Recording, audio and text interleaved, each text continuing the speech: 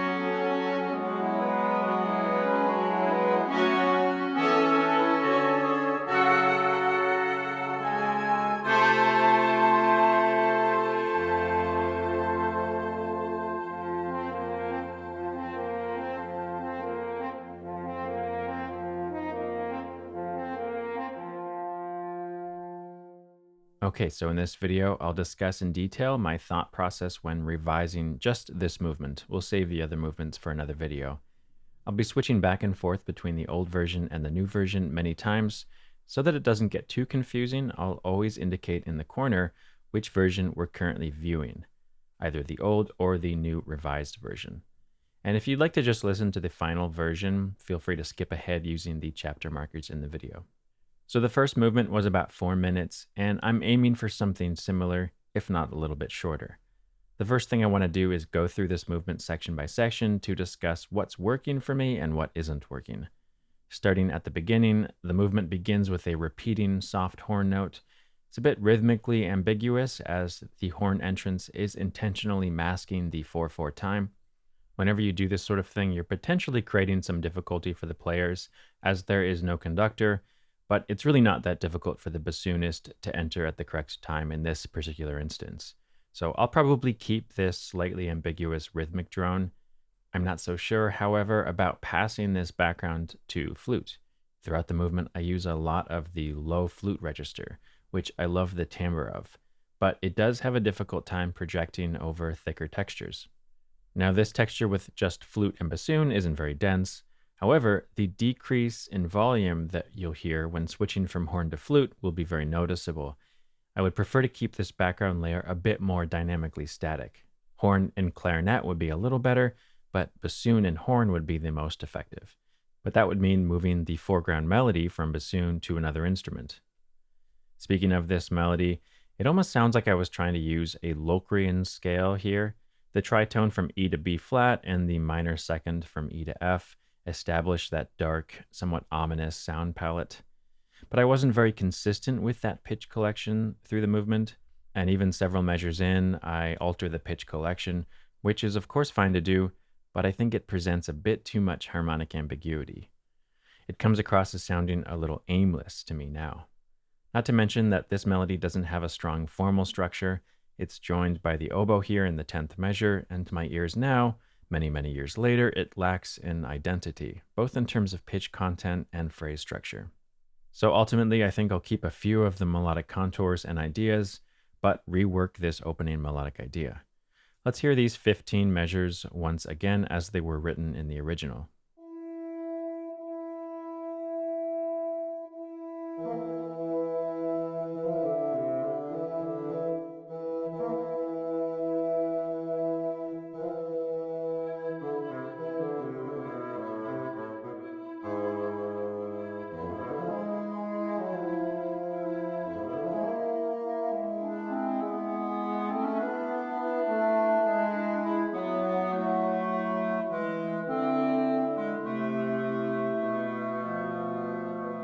So to keep this video relatively short, instead of revising this piece in real time, I'll present revised sections one at a time.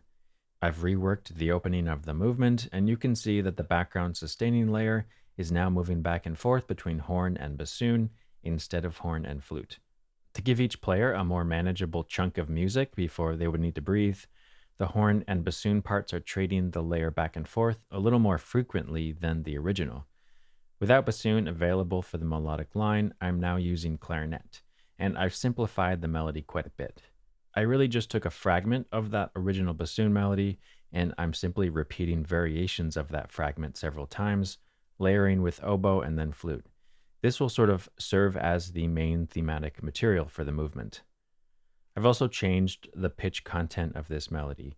Instead of using a Locrian scale, I've switched to a Lydian scale, specifically the A-flat Lydian scale. To me, it has a more optimistic sound. It's not quite as menacing to me as the Locrian scale. Now, one of the most difficult things, I think, in music composition, especially when you're writing for live performance, is to capture a feeling or emotion. A lot of the decisions throughout this video that I'll be making will be in pursuit of a specific feeling, one that I associate with winter. Cold, slightly lonely, dark, maybe even relentless at times, but always a little bit of optimism at the end of the day. It's difficult for me to put in words, which is, I guess, why I'm a composer and not a poet. But ultimately, I thought that the opening of this movement could use a slightly warmer, less menacing sound. Still, though, I try to capture some of the darker, lonelier feelings later on in the movement. Let's give this revised opening a listen.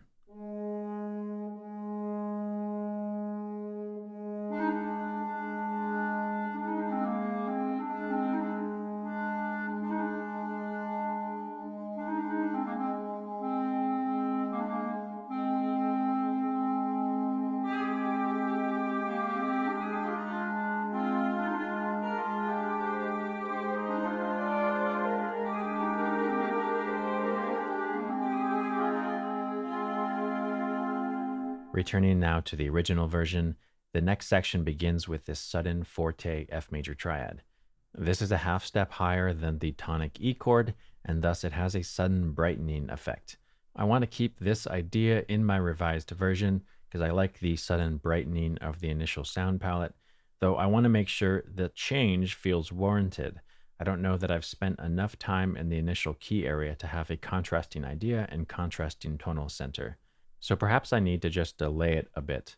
This movement lacks what I like to call connective tissue or sometimes structural scaffolding, some idea that can reappear throughout to help guide the listener. The connecting ideas that you use to do this can be recognizable chords, rhythms, motives, really anything somewhat short that can help improve the structure of the piece as it moves around from section to section. Now, I think I found an idea that can serve as that connective tissue from my original version, and it actually appears towards the end in measure 98. Now, it's just a passing moment that leads us into the final few measures. However, I just sort of liked how it sounded, especially the counterpoint between voices. I almost arbitrarily decided to make a bigger deal out of this in my revised version by using this idea as my connecting idea. So in my revised version of this movement, I introduced that idea in measure 14, immediately after the introductory material.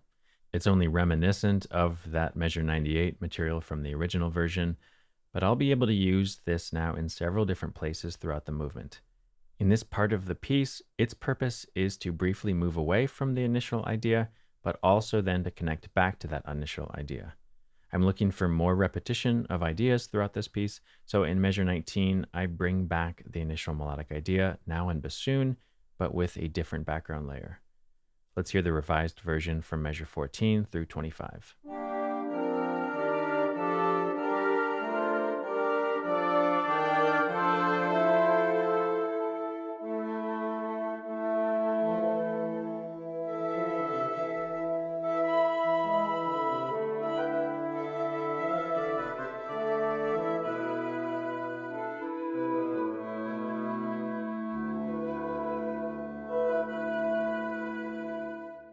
So then in the very next section, I found an effective place for that brightening chord that I talked about earlier.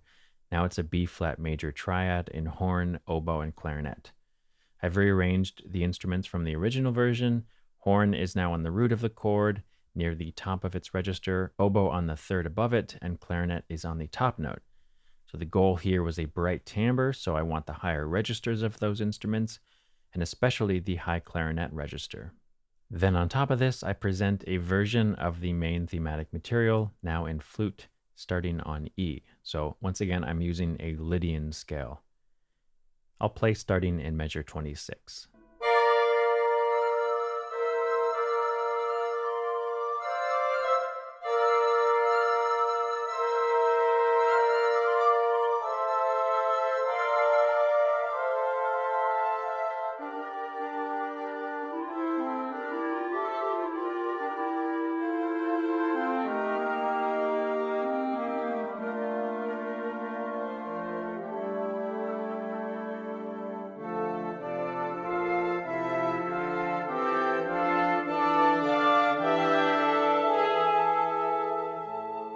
You'll have noticed that I repeat a version of that connecting idea here.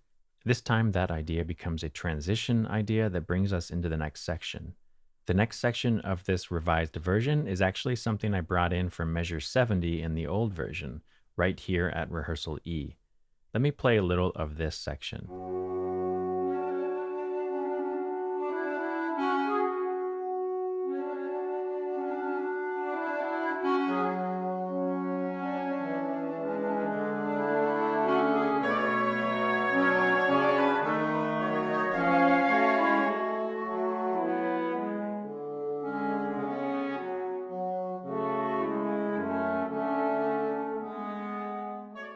So, returning to the next section of the revised piece, this music at the tempo 2 begins very similarly, although the specific octaves and instruments that play each line have been adjusted, partly because of the difference in key area, partly because I wanted to explore more of the upper woodwind register in this new version. I'll play starting at tempo 2.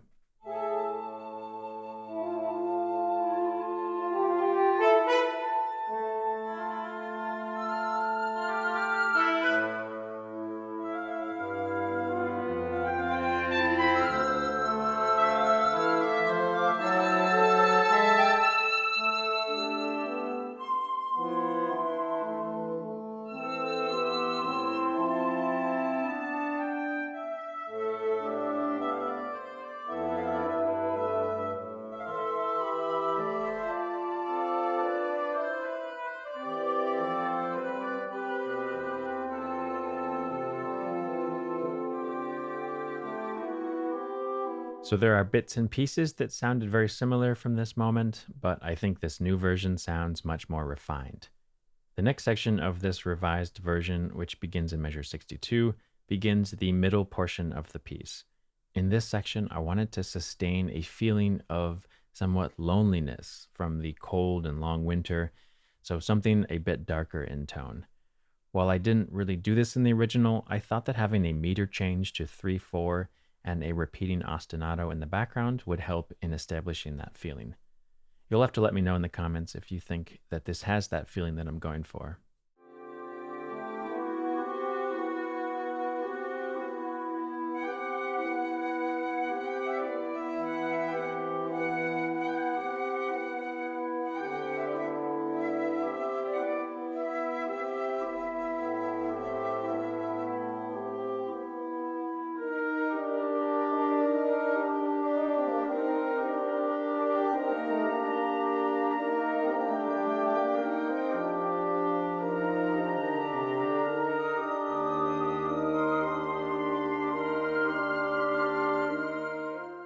So if you remember that connecting idea from earlier, I decided to develop that and expand that starting here in measure 84.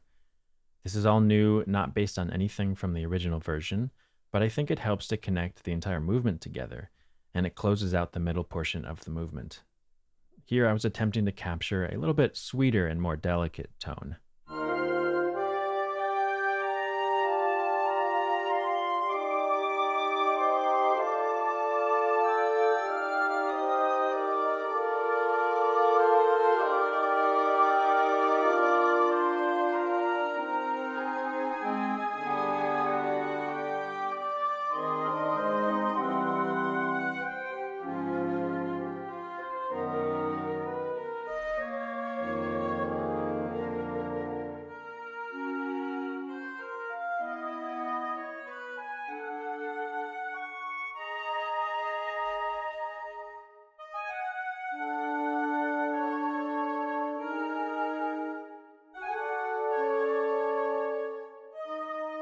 So at this point in the revision process, I'd reached about 3.5 minutes of music, and so I wanted to wrap things up. I return here to the tempo 2 material from measure 43. Earlier, that music signaled the start of the middle portion of the movement, and now it signals the transition back to the A theme material. You can see the A theme in oboe in measure 115, this time in a much more climactic setting.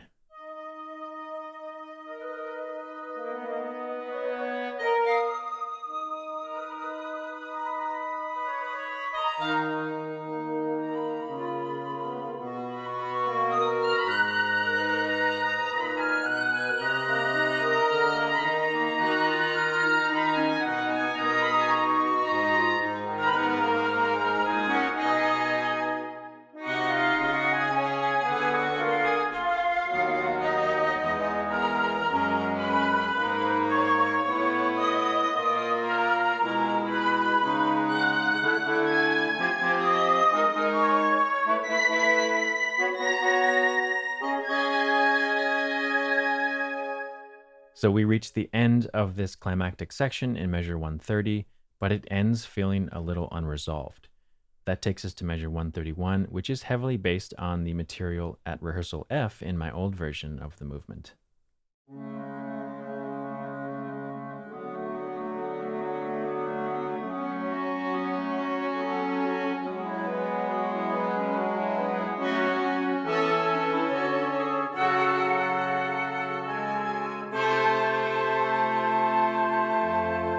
In this old version, rehearsal F served as a bridge to the transition starting in measure 101 at the 6/8 meter change, which was essentially introducing material from movement 2. In my revision process, I decided against introducing movement 2 or connecting movement 1 and movement 2 in any way, but I did like this rehearsal F material. So in my revision, you see familiar material starting in measure 131, but instead of leading us to, I guess, a preview of movement 2, it takes us just to the end of movement 1 with a final statement of the main thematic material.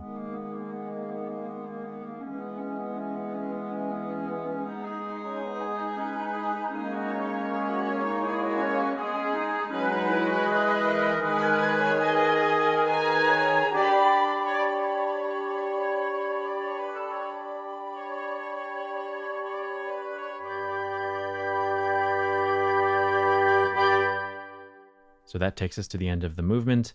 I really feel that this revised version does a much better job at using material more efficiently and with clearer intent. And when I was composing this originally as a young student, I had some good melodic and harmonic ideas, but I didn't yet know how to piece them together. Now, as a more seasoned composer, I can structure those same ideas much more effectively. Some of you might actually prefer the old version, and that's fair, but I think this new version is much improved in just about every way. I want to play this new version from the beginning all the way through. And I made a mock up using acoustic samples V winds and infinite brass for the horn solo. So I'll play the mock up in Cubase and I'll show the score below. As always, let me know what you think in the comments. If you get a chance, check out my Patreon page. There's lots of exciting stuff happening there soon. I'll be releasing a new short course on writing melodies and themes to my patrons, so make sure you sign up before February.